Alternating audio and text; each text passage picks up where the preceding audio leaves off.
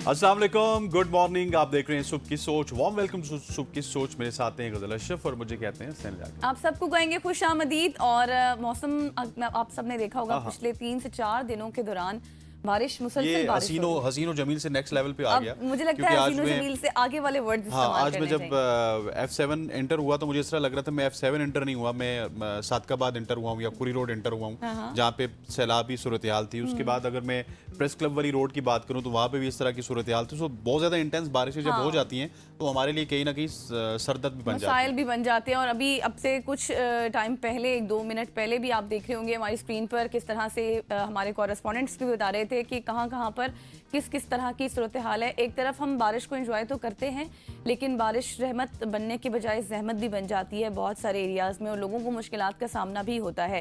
खैर, आज आपको बहुत कुछ हमने बताना है। कल एक बहुत बड़ा दिन था, एक बहुत बड़ा फैसला आया from the supreme court of Pakistan, जिस हवाले से बहुत मसाइल चल रहे थे, बहुत सारा जिक्र भी हो रहा था खान साहब की सेहत के हवाले से। लेकिन पाकिस्तान तहरीक इंसाफ बहुत खुश है, क्योंकि उन्होंने कॉल दे रखी थी कि अगर खान साहब की सेहत ठीक नहीं होती, उनके लिए हमने निकलना है, और बाहर निकलने के लिए उन्होंने 27 सितंबर की कॉल दी हुई थी।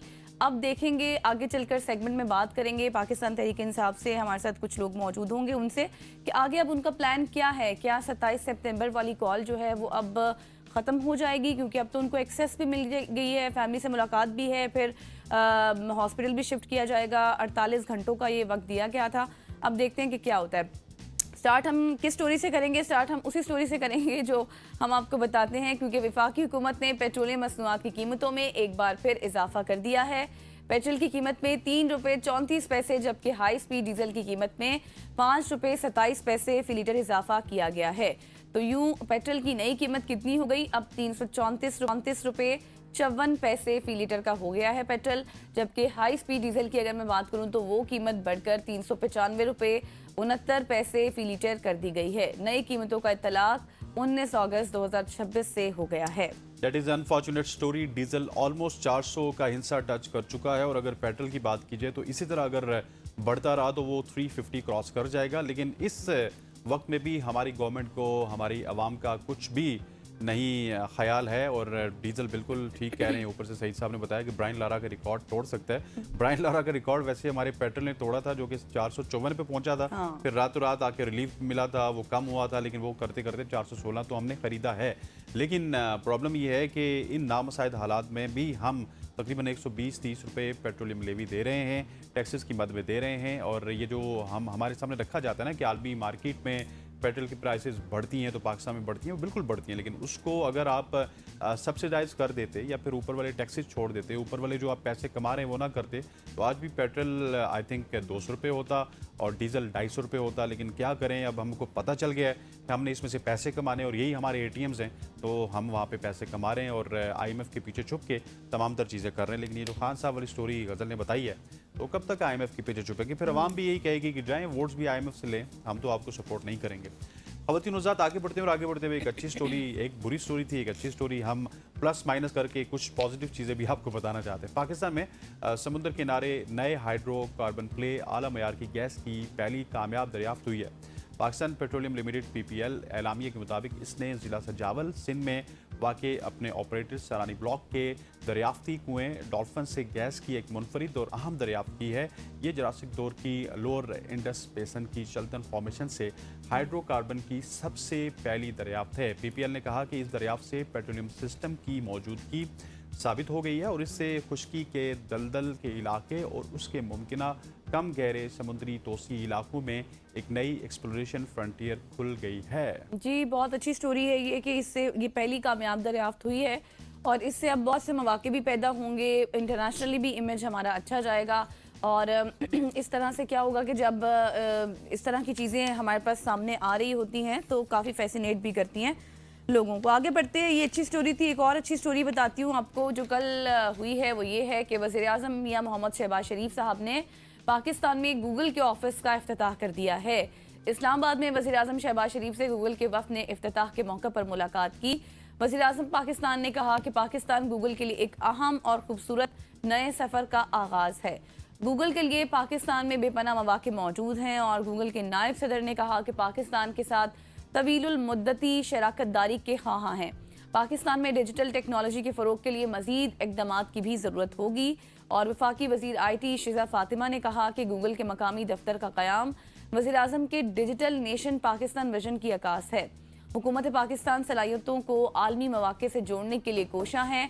और वफाकी वज़ीर IT ने यह भी मज़ीद कहा कि डिजिटल तब्दीली से नौजवानों, ख़वातीन और स्टार्टअप्स के लिए नए मौक़े भी पैदा हो जाएंगे। और फिर डिजिटल महारतों जैसे कि आर्टिफिशियल इंटेलिजेंस, क्लाउड टेक्नोलॉजी और तालीम के शोबों में भी मज़ीद ताउन बढ़ाया जाएगा। That is very interesting story, जहाँ पे बहुत सारे कारोबार बंद हो रहे हैं। पाकिस्तान से अपने कारोबार को लोग फिनिश करके अपने अपने देश जा रहे हैं। वहाँ पे गूगल का पाकिस्तान में आना एक अच्छी खबर है। और ये मेरा ख्याल है कि एक नई समत में भी हम जा रहे हैं, जहाँ पे technology, IT related, AI related, tech related companies तो पाकिस्तान में आ रही हैं, लेकिन जो ओल्ड कंपनीज थे वो कहीं ना कहीं पाकिस्तान से जा रही हैं।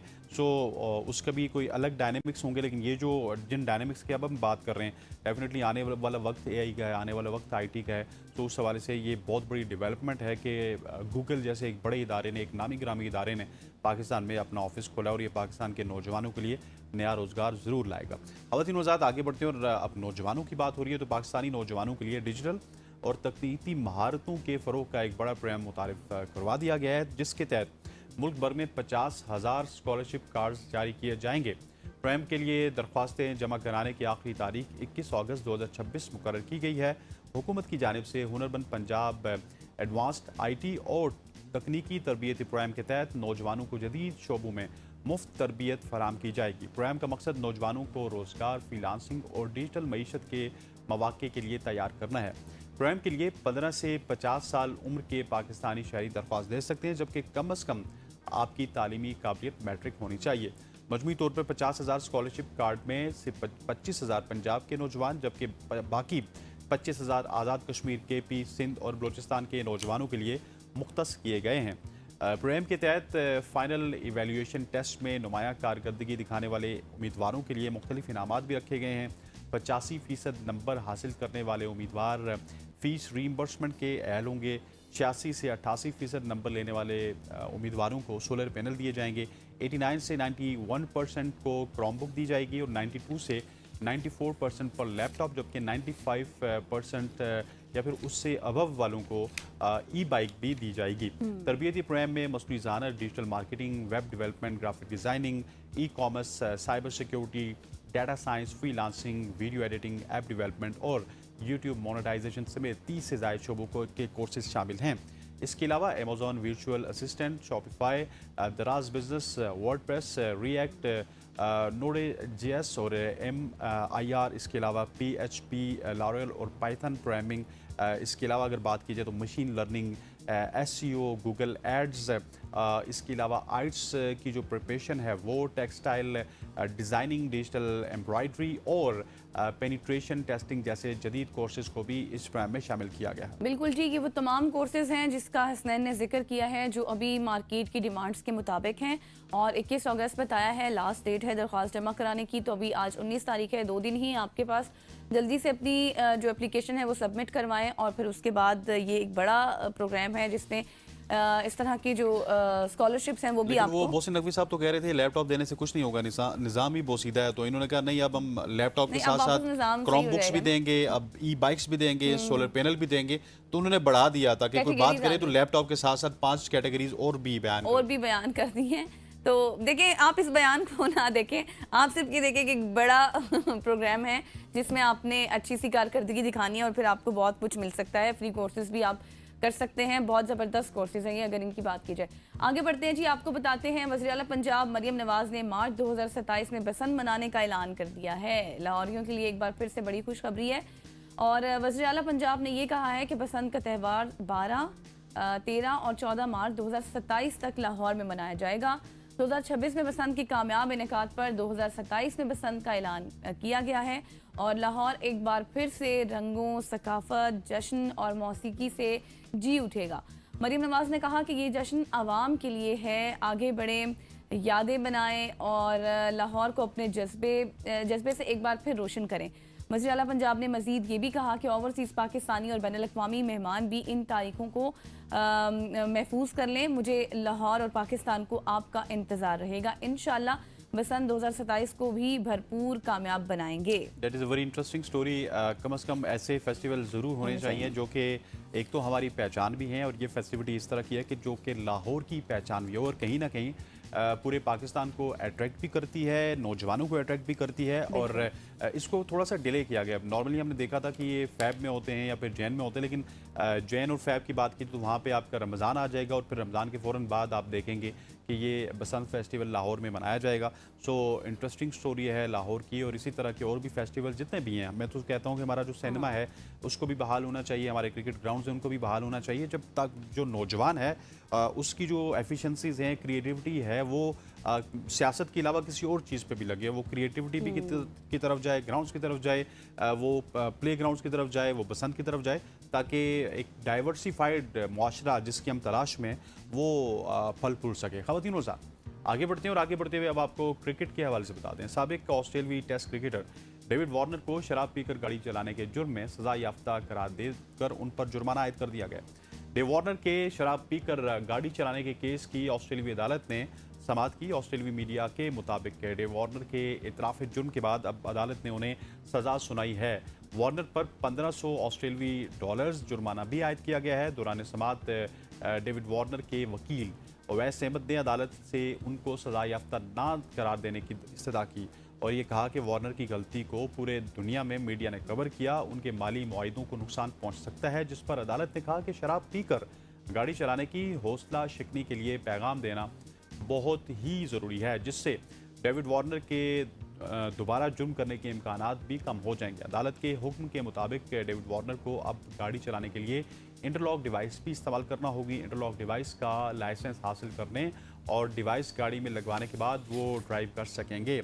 इंटरलॉक डिवाइस अल्कोहल की मौजूदगी में गाड़ी को स्टार्ट होने से भी रोक देती है। वाज़ेह रहे कि साबिक ऑस्ट्रेलियाई क्रिकेटर पाकिस्तान सुपर लीग के दौरान छुट्टियों के लिए सिडनी गए थे। सिडनी में डेव वार्नर का रैंडम जो ब्रेथ टेस्ट है वो हुआ, फिर शराब पीकर वो ड्राइव कर रहे थे, वो पॉजिटिव हुआ, और उसके बाद जो हालात हैं वो भी हमने आपके साथ शेयर कर। बिल्कुल जी, आपके साथ शेयर कर दिए। अब उन पर जुर्माना भी आयद कर दिया गया है। अब देखें कि नेक्स्ट क्या होता है। ये थी आज की हमारी social trending story. Interesting stories थी आज, बहुत, और आना भी लाजमी था क्योंकि ये सब कुछ चल रहा है। अब लेते हैं एक शॉर्ट सी ब्रेक, वापस आएंगे, मजीद भी कुछ अहम इशूज़ हैं जिन पर बात करनी है। Stay with us.